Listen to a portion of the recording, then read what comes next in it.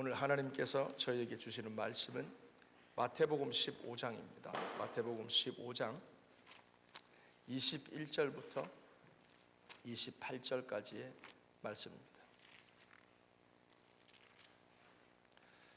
예수께서 거기서 나가사 두로와 시돈 지방으로 들어가시니 가나안 여자 하나가 그 지경에서 나와 소리질러 가로되 주 다윗의 자손이여 나를 불쌍히 여기소서.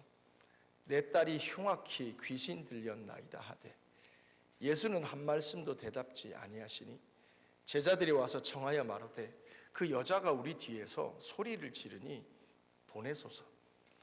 예수께서 대답하여 가라사대 나는 이스라엘의 집 잃어버린 양 외에는 다른 데로 보내심을 받지 아니하였노라 하신대 여자가 와서 예수께 절하며 가로되 주여 저를 도우소서. 대답하여 가라사대 자녀의 떡을 취하여 개들에게 던짐이 마땅치 아니하니라. 여자가 가로되 주여 옳습니다. 개들도 제 주인의 상에서 떨어지는 부스러기를 먹나이다 하니 이에 예수께서 대답하여 가라사대 여자야 내 믿음이 크도다. 내 소원대로 되리라 하시니 그 시로부터 그의 딸이 나으니라. 아멘. 살아계신 하나님의 말씀입니다. 오늘은 잠시 저희 큐티 사무엘상 큐티 본문을 좀 뒤로 하고 마태복음 말씀으로 좀 은혜를 나눌까 해요. 눈치가 빠르신 분들은 왜 이 본문을 택했는지 감을 잡으셨을 거예요. 왜냐하면 제가 지난 2박 3일 동안 두로와 시돈이 있는 레바논을 갔다 왔어요. 그래서 하나님 이번 주에 그냥 큐티 설교 할까요? 어떻게 할까 하다가 그래도 그 땅을 밟고 왔으니까 여기에 관련된 말씀을 좀 나누면 좋지 않을까라고 해서 본문을 잡았습니다. 여러분이 잘 아시는 것처럼 오늘의 내용은 뭐 굳이 하나하나 설명을 안 드려도 잘 아는 내용이시죠. 오늘의 등장인물의 주인공은 부모입니다. 정확하게 얘기하면 어머니지만 여기 아빠들도 계시기 때문에 아픈 자녀를 둔 부모입니다. 성경은 그가 귀신 들렸다고 얘기를 하지만 이걸 어떻게 이해할까? 우리 은혜성도 또 귀신 들렸다 잘 이해 못해서 영적인 질병이 들렸다라는 정도로 얘기를 하겠습니다. 여러분들 자녀가 아프면 힘이 들죠. 자녀들은 아파서 힘이 들지만 부모는 아픈 자녀들 때문에 힘이 듭니다. 이 가나안 여인도 마찬가지였습니다. 다른 성경에 보면 똑같이 귀신 들린 아들을 둔 아버지가 있었습니다. 예수님께서 변화산에서 기도를 하시고 제자들과 내려오는데 귀신 들린 아들을 둔 부모가 아버지가 달려와서 예수님께 얘기를 합니다. 제자들에게 와서 고쳐달라고 기도했는데 낫질 않습니다. 예수님 고쳐주십시오. 그러면서 자신의 귀신 들린 아들, 영적 질병이 들린 아들의 증상에 대해서 얘기를 합니다. 불에도 넘어지고 물에도 넘어지고 그가 고통이 위중합니다. 여러분 생각해 보세요. 불에 넘어진다니까요. 물에 넘어진다니까요. 죽을 고비를 몇 번이나 넘기는 통제되지 않는 상황을 여러 번 지나왔다는 말입니다. 똑같은 영적 질병을 겪고 있기 때문에 이 가나안 여인도 성경은 자세하게 기록하지 않지만 이 여인이 놀란 가슴을 쓸어 담았을 적이 한두 번이 아니었음을 우리는 알고 있습니다. 여러분 영국에서 지내면서 통제되지 않는 상황, 내가 어찌 할 수 없는 상황을 직면한 적이 있으시죠? 저 같은 경우에는 2009년 11월로 기억합니다. 이제 3개월만 지나면 이제 롱 레지던시 10년으로 해서 영주권을 신청할 수 있고 이제 런던 순복음교회에 가서 종교 비자를 해준다 그래서 이제 그렇게 추진만 하면 되는데 2009년 11월에 런던 순복음교회에서 교회 사정으로 비자를 신청해 주지 못한다는 소리를 들었습니다. 그때 예빈이가 2009년 12월에 태어났으니까 예빈이가 태어나기 한 달 전 일입니다. 그리고 제 비자는 1월 달에 끝이 나고 제가 뭔가 할 수 없는, 제가 통제할 수 없는 제 손을 벗어나는 그런 상황이었습니다. 오늘 말씀을 통해서도 우리가 알 수 있지만 여자여 내 믿음이 크다. 우리들의 믿음이라는 건 보이는 물질적인 것이 아니라서 이게 살았는지 죽었는지 이 믿음이 큰지 적은지를 알 길이 없습니다. 또 이게 너무 주관적이라 객관적인 판단의 기준도 없습니다. 그랬을 때 성경에 보면 이 믿음에 대해서 예수님이 살았다 죽었다 크다 적다라고 얘기할 때 항상 예수님은 환경을 얘기하십니다. 통제되지 않는 상황, 내가 계획하지 않았지만 일어난 일들 앞에서 내가 어떤 반응을 보이는을 통해서 예수님은 그 사람의 믿음에 대해서 얘기하시는 것을 보게 됩니다. 오늘 본문 전에 지금 오늘 본문이 예수님의 3차 갈릴리 전도 여행 중입니다.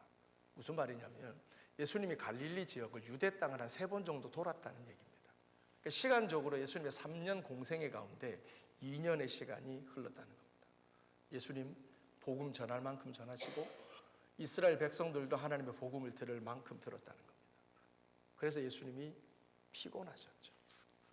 그래서 정말 말씀 앞에서 돌아오고 믿음을 믿는 역사도 많았지만 이제 한 2년 정도 똑같은 말씀을 들으니까 사람들이 이제 쉽게 변하지 않는 그들의 완고함이 드러나기도 했다는 겁니다. 그래서 오늘 본문 전에 보면 예수님께서 무슨 가르침을 하냐면 사람이 거룩하게 되는 게 뭐 밖에서 뭐 거룩한 거 만지고 먹는다고 되는 게 아니야. 뭔가 더러워지는 건 우리 안에서 더러운 것이 나와서 세상을 더럽히고 사람을 더럽히는 거지 밖에 무언가가 우리를 거룩하게 부정하게 만드는 건 아니야. 신앙은 복음은 내면이 바뀌는 거야. 그릇을 닦는 내면이 변화되는 거야 라고 예수님께서 가르치십니다. 그리고 나서 이어지는 또 본문이 뭐냐면 예수님이 오병이어 사건을 일으키시죠. 여러분 오병이어가 기적 중에 기적 아니에요. 그래서 사람들이 정말 몇만 명씩 모여들었잖아요. 그래서 거기서 사람들이 예수님을 이스라엘의 왕을 삼으려고 합니다. 그랬더니 예수님께서 뭐하죠? 피하시죠. 그래서 제자들을 급히 서둘러 배에다가 태우십니다. 왜냐하면 벳세다 광야 그 앞에 그 게네사렛 호숫가가 있지 않습니까? 제자들을 배에 태우시고 너희들은 건너가라. 나는 기도하고 가겠다. 그리고 예수님께서 혼자 기도하십니다. 그랬더니 제자들이 배를 타고 건너가죠. 그러다 무슨 일이 일어납니까? 풍랑을 만나지 않습니까? 그래서 성경에 보면 제자들이 풍랑을 만나 심히 고생하더라. 성경에 기록되어 있죠. 그래서 긍휼에 풍성하신 예수님께서 그 배를 타고 고생하는 제자들을 보면서 어떻게 하시죠? 내가 가서 도와줘야 되겠다. 그리고 예수님이 물 위를 걸어서 가십니다. 그랬더니 이제 죽을까 말까 바다 위에서 이제 갈릴리 바다 위에서 이제 시겁하고 있던 이 제자들이 저기서 보니까 예수님이 오시는 거죠. 그래서 이제 기뻐서 또 늘 우리 베드로가 이제 1등 안 해요. 그래서 예수님이 오신다고 해서 예수님을 보고 바다로 걸어가죠. 그러다가 성경에 기록합니다. 그가 바람을 보고 무서워 빠져가더라. 성경은 정확히 기록합니다. 베드로가 그 순간에 베드로는 주님을 보던 베드로는 바람을 봅니다. 뭐 들었다는 거겠죠. 그리고 무서운 마음이 들어옵니다. 그리고 그는 바다에 빠져갑니다. 그때 예수님께서 그의 손을 잡고 건져내십니다. 그리고 말씀하십니다. 이 믿음이 적은 자여 어찌 무서워하느냐. 옛날에 남성 셀 모임에서 우리 매제가 했던 말이 생각납니다. 이 상황에서 어떻게 무서워하지 않을 수가 있어요. 맞는 말입니다. 근데 성경은 무섭고 안 무섭고를 얘기하고 싶은 게 아니라 믿음을 얘기하는 겁니다. 믿음이라고 하는 것은 환경에 어떻게 반응하느냐라고 하는 겁니다. 만약에 지금 우리가 살아가고 있는 우리들의 일상 가운데서 내가 믿음으로 살아가고 있다면 내 삶에 일어나는 일들 앞에 내가 어떻게 반응하고 있느냐를 돌아봐야 됩니다. 그냥 생겨나는 일은 인생 그런 일도 일어나는 거지 지나가고, 나의 믿음은 그냥 큐티할 때만 반짝, 예배 드릴 때만 반짝 등장하는 거냐면 이건 성경이 얘기하는 믿음은 아닙니다. 일어나는 현실 앞에, 문제 앞에, 상황 앞에 나는 어떤 애티튜드와 리스폰스로 살아가고 있느냐, 이거 앞에 주님은 너의 믿음이 살았다, 너의 믿음이 죽었다, 너의 믿음이 적다, 너의 믿음이 크다라고 얘기를 하는 겁니다. 가나안 여인은 딸을 둔 부모였습니다. 그 딸은 영적 질병에 걸려서 심히 고통받고 있었습니다. 그가 예수님께서 속사정은 잘 모르겠지만 이게 성경적으로 보면 예수님은 브레이크를 가지려고 레바논으로 가신 겁니다. 두로와 시돈으로 브레이크를 하러 가신 겁니다. 그래서 마가복음 7장에 보면 아무도 모르게 숨으려 하셨으나 라고 기록합니다. 똑같은 내용을.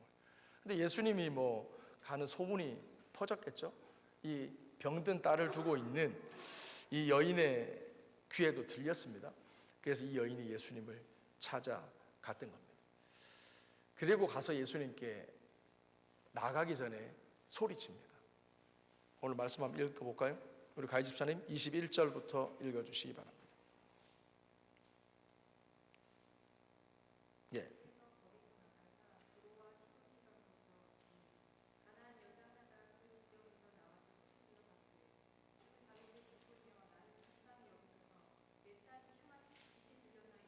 그렇죠. 지금 이제 가희 집사님이 이제 좀 이렇게 톤 다운하시고 교양 있게 읽어주셔서 그런데 현장에서는 그렇게 읽지 않았겠죠. 그렇죠. 제가 현장을 100% 재현해낼 수는 없지만 최소한 이런 겁니다. 가나안 여자가 다윗의 자손이에요. 나를 불쌍히 여겨주십시오. 내 딸이 귀신 들렸다니까요. 주체할 수 없는 톤으로 간절하게 자신의 상황을 소리 질렀을 겁니다. 우리가요, 주님 앞에 여러분들 통성기도가 교단의 칼라일까요? 순복음교회와 펜타코스털 쪽은 뜨겁게 기도하고 장로교 쪽은 교양 있게 묵상기도를 하는 걸까요? 아닙니다. 통성기도는 급하지 않아서 안 나오는 겁니다. 정말 그 문제, 내가 처한 상황이 심각함을 깨닫고 이 해결 방법이 하나님께만 있다는 것을 인정할 때 우리는 부르짖지 않을 수가 없습니다. 그래서 통성기도는 교단의 문제가 아니라 정말 이 해답이 주님께만 있는 사람들은 외치게 돼 있고 부르짖게 돼 있는 거예요. 그런 면에서 우리는 우리의 기도를 돌아봐야 됩니다. 이 여인은 다른 성경에 나와 있는 것처럼 의사를 찾아가고 자기 재산을 평생 다 허비했으나 못 고칠 수 있었습니다. 할 것 다 해봤는데 이게 마지막 방법이라고 생각했을 수도 있습니다. 그렇게 간절히 주님 앞에 외쳤습니다. 근데 여러분들, 우리 예수 그리스도 어떤 분이세요? 사랑이 많으신 분이잖아요. 그러면 그래, 네가 고생이 많았네 이래야 되잖아요. 은혜 성도님 23절 말씀 읽어주시면,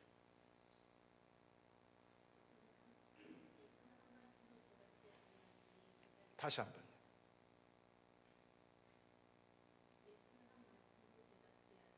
네, 거기까지입니다.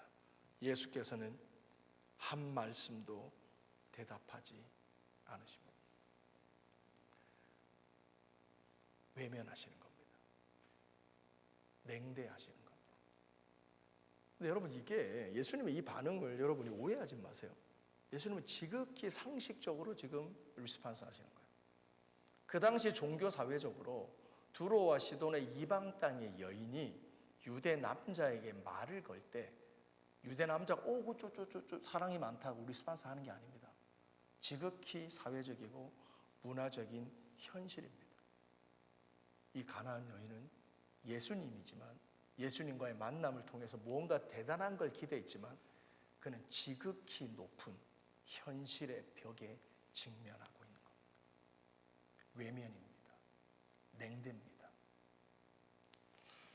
우리가 우리들의 삶의 신앙생활에도 내가 믿음으로 살아갈 때 뭔가 은혜를 받고 하나님의 뜻대로 하나님의 백성대로 살아가려고 할 때 우리가 한 번쯤은 직면해 봤을 현실이라는 게 있습니다. 그게 뭐냐면 차가운 외면입니다. 냉대입니다. 내가 틀린 걸 말하는 게 아닌데 사람들이 내게 보이는 반응은 차갑기만 합니다. 뭔가 내 말을 들어주는 게 아닌가 외면합니다. 이런 반응 앞에서 우리는 어떻게 리스폰스하고 있습니까? 이때 믿음이 필요한 겁니다.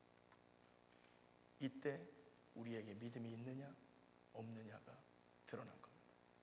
그래서 여인은 생각합니다. 예수님이 아무 말 안 하고 지나가시니까 예수님이 못 들으셨나 보다. 못 들으셨나 보네. 어찌 내가 좀 더 소리 지를 걸 라고 얘기합니다. 그리고 23절 계속 이어집니다. 예수는 한 말씀도 대답지 아니하시니 제자들이 와서 청하여 가로되 그 여자가 우리 뒤에서 소리 지릅니다. 그를 보내십시오. 그랬더니 예수님께서 24절이죠. 예수께서 가라사대 나는 이스라엘의 집 어린 양 외에는 다른 데로 보내심을 받지 않았다 라고 얘기하시죠. 그 다음에 25절입니다. 예수님께서 이 가나안 여인이 예수님이 혹시 못 들으셨나 하고 예수님 앞으로 직접 옵니다. 그리고 예수님 앞에 엎드려서 정확하게 자신이 원하는 바를 전달합니다.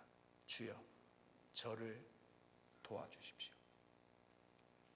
그러자 예수님이 26절입니다. 우리 수연 읽어주실래요? 대답하여 가라사대 시작.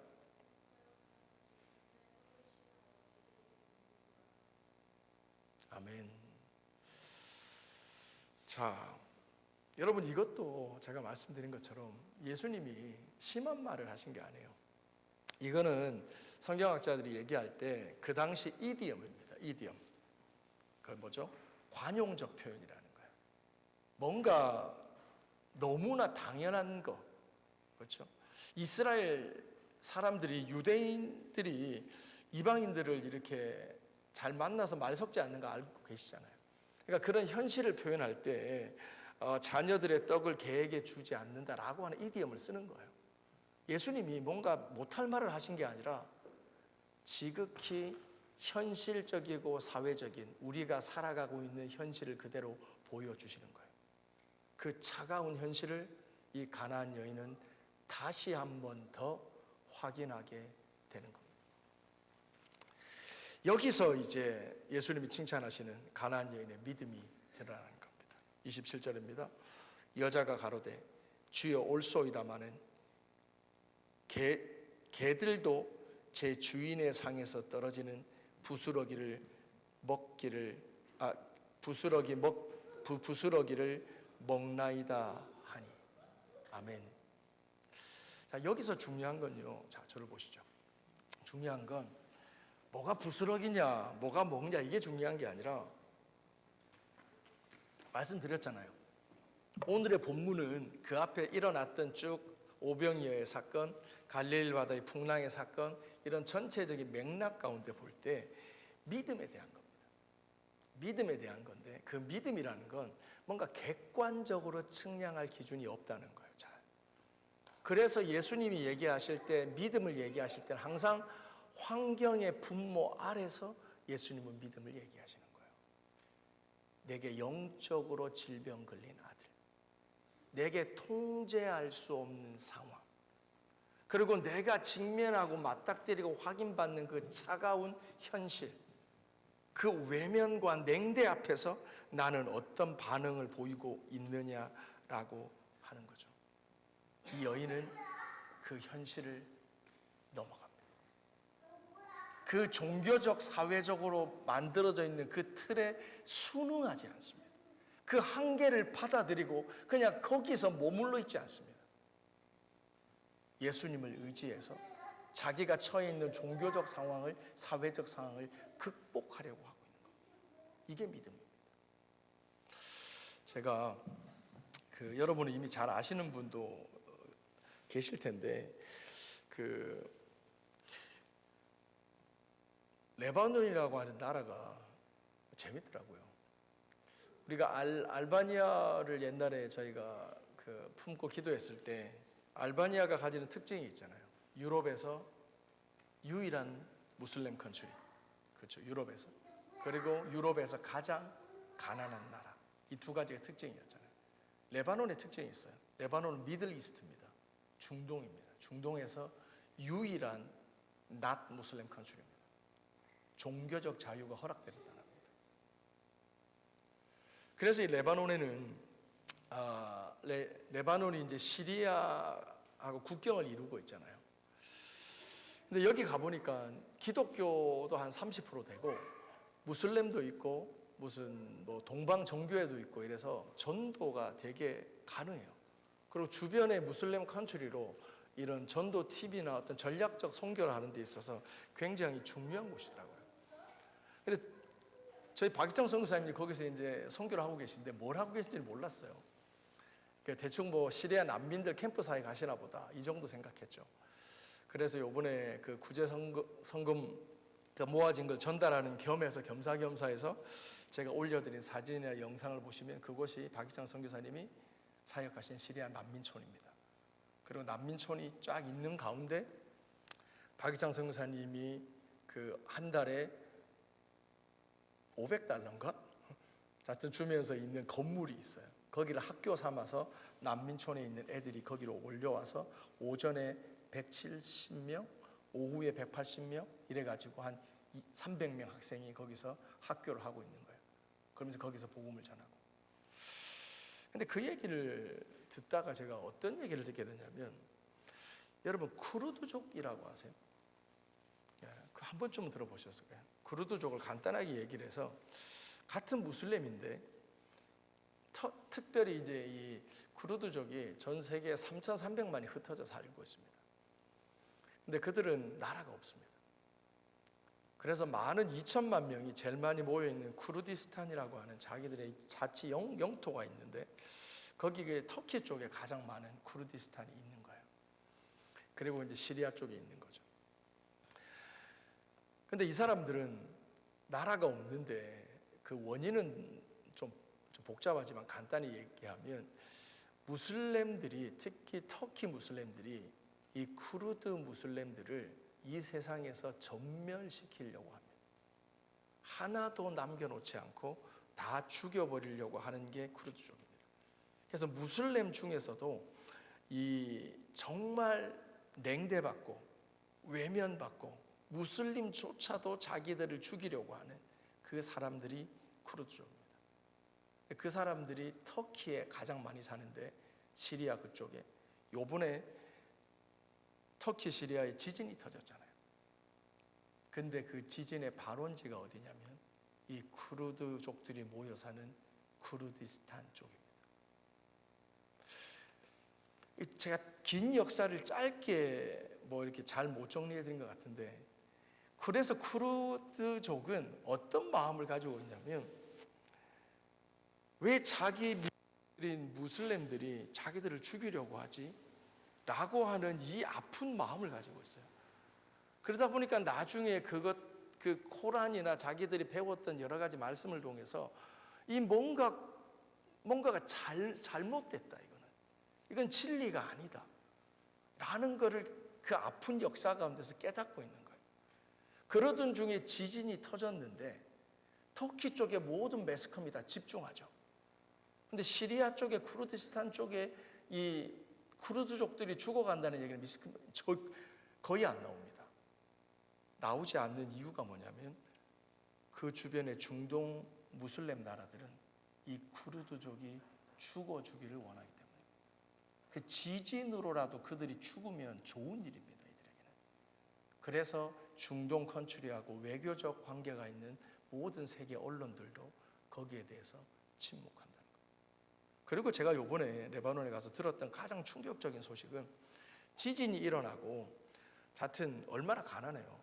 구조작업이 벌어지는데 그 와중에도 터키에서는 그 지진난 쿠르드 쪽을 향해서 미사일을 계속 쐈다는 거예요. 근데 제가 오늘 무슨 역사 강의 하려고 하는 게 아니라 이런 상황 속에서 이 쿠르드족이 하나님께로 돌아오고 있다는 소식을 들었습니다. 이 엄청난 같은 무슬림 속에서도 냉대와 외면을 받던 그들이 이제는 하늘에조차도 외면을 받는 듯한 지진을 겪으면서 절망하고 포기하고 낙담하고 살아가는 게 아니라 그들이 이것을 하나님께서 자신들을 부르시는 사건으로 받아들이고 있다는 거예요. 그래서 지금 크루즈족들이 엄청난 숫자가, 저번에 시리아 지진이 터지고 제가 갔던 레바논에 하나의 그 크루즈족 교회가 있는데 그 지진 이후에 그 가정에 330가정이 등록을 했다. 그래서 제가 영상을, 그 캠프촌 영상을 이미 오래전에 올려드렸잖아요. 거기 나오는 나하디 목사님께서, 이번에 제가 가서 만났는데 그분의 말에 의하면 지금, 그리고 그 박희창 선교사님을 통해서 제가 방문했던 그 교회의 크루즈족들이 그 난민촌에 가서 복음을 전하는 가운데 이런 표현을 쓰더라고요. 목사님, 물이 들어왔어요. 왜냐하면 크루즈족이 얼마나 중요하냐면, 우리는 사실 이슬람을 선교할 때도 그들이 왜 이 코란을 왜 믿는지, 그들이 어떤 사람인지 잘 몰라요. 근데 이 크루즈족은 무슬림이에요. 무슬림이라서 이 다른 수니파, 시아파 사람들이 어떻게 잘못된 진리를 믿고 있는지를 너무 잘 알아요. 그래서 이슬람을 선교하는 데 있어서 이 크루즈족은 마지막으로 하나님께서 선택하신 민족입니다 라고 말하는 게 그 선교사님들의 이구동성이에요. 지금 레바논 땅을 중심으로 해서 거기 시리아 국경과 터키 국경에 모여있는 이 크루즈족 난민 캠프를 중심으로 하나님께서 이 어마어마한 회심의 역사, 구원의 역사를 이루고 있는 것을 보고 왔어요. 하나님께서 지금 그 일을 하고 계신 거예요. 제가 이 크루즈족의 얘기를 들으면서 하나님께 기도하면서 이 마태복음 15장이 떠올랐던 거예요. 정말 사회적으로, 경제적으로, 종교적으로 외면받아서 그 차가운 현실 앞에 포기하고 살아가만 한데, 그들은 이것을 하나님께서 나를 부르시는 사건으로 받아들이고 하나님의 복음이 전파되자 정말 같은 무슬림 민족들도 나를 버리는데 십자가가 뭐길래, 하나님의 사랑이 뭐길래 우리들에게 이렇게 사랑을 주고 복음을 주고 돌봐주고 구원해 주나 라고 하는 소식을 듣고 그 많은 사람들이 예수께로 돌아오고 있다라는 겁니다.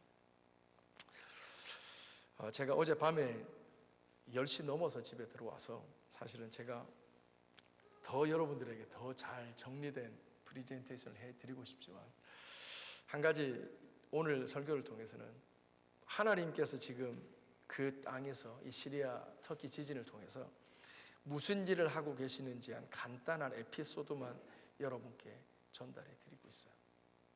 그래서 이 쿠르드 목사님하고 얘기를 하면서 신기한 게 뭐냐면, 여러분들 그런 얘기 하잖아요. 중국 사람들은 세계 디아스포라로 흩어지면 뭘 만들죠? 가는 데마다 차이나타운을 만들잖아요. 근데 한국 사람들은 흩어지는 데마다 가서 뭘 만들죠? 교회를 만드는 이상한 민족이잖아요. 교회가 너무 많아서 문제긴 하지만, 그런데 쿠르드족이 그래요. 그 어려운 역사 가운데서, 환경 가운데 주님을 믿는 사람들이 시리아로 흩어집니다. 시돈으로 갑니다. 두로로 갑니다. 그 지역에서 이 사람들이 자기들이 구원받고 마는 게 아니라 흩어집니다. 두 가정이 가든 한 가정이 가든 거기서 교회를 세우고 있다는 거예요. 시리아 땅에서, 터키 땅에서 지하교회를 세우고 있다는 거예요. 누가요? 크루드족이. 이거는 정말 놀라운 일입니다. 하나님께서 이런 일들, 이런 구원의 역사를 지금 이루고 계심을 알려드립니다. 여러분께서 이런 일들을 기억하시고, 정말 우리들의 믿음은 어떠한가? 지금 오늘 이 가나안 여인의 얘기를 들으면서 정말 예수님께 와서 그 냉대받고 외면받는 그 현실 가운데 물러서고 타협하는 것이 아니라 정말 그 상황 가운데 믿음으로 반응하는 이 여인을 보면서 이 땅에서 현재 일어나고 있는 일들이 어떤 건지를 저희가 깨닫고, 이 일을 위해서 저희가 더 기도하고 또 선교사님을 후원하고, 이 상황에서 우리들의 믿음은 그러면 어떤 것인가 라는 걸 돌아보는 저와 여러분이 되었으면 좋겠습니다. 자, 우리 하나님 앞에 주신 말씀 기록하고 기도하는 시간 갖도록 하겠습니다.